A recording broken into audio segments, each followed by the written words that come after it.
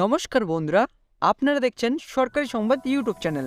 বন্ধুরা, আজকের দিনের সব থেকে বড় খবর, হাইকোর্ট থেকে জানিয়ে দেওয়া হলো যে পঞ্চায়েত ভোট কবে হবে। হ্যাঁ বন্ধুরা, আপনারা ঠিকই শুনেছেন, হাইকোর্ট থেকে আজকে পরিষ্কারভাবে জানিয়ে দেওয়া হলো যে এক্ষুনি হাইকোর্ট থেকে পঞ্চায়েত ভোটের জন্য কোনো রকম নির্দেশিকা দেওয়া হবে না। মঙ্গলবার শুভেন্দুর আপিলের পর হাইকোর্ট এমনটাই জানিয়েছিল। হাইকোর্ট একদম পরিষ্কারভাবে জানিয়ে দিল যে পঞ্চায়েত ভোট কবে হবে এটা একমাত্র সিদ্ধান্ত নেবেন রাজ্য কমিশন সংস্থা, যার ফলে শুভেন্দুর আপিল এবারের মতো খারিজ হয়ে গেল। তবে কি বন্ধুরা, খুব শীঘ্রই রাজ্য কমিশন পঞ্চায়েত ভোটের দিন নির্ধারণ ঘোষণা করবেন?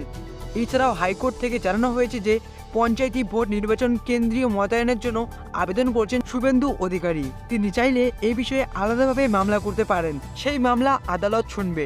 আজকের আদালত নির্দেশের পর আর নির্বাচন ঘোষণার ক্ষেত্রে কোনো রকম বাধা থাকলো না। তো বন্ধুরা, আমরা সূত্র মারফত থেকে জানতে পেরেছি যে আমাদের রাজ্য কমিশন সংস্থা খুব শীঘ্রই পঞ্চায়েতি ভোটের দিনক্ষণ ঘোষণা করে দেবেন।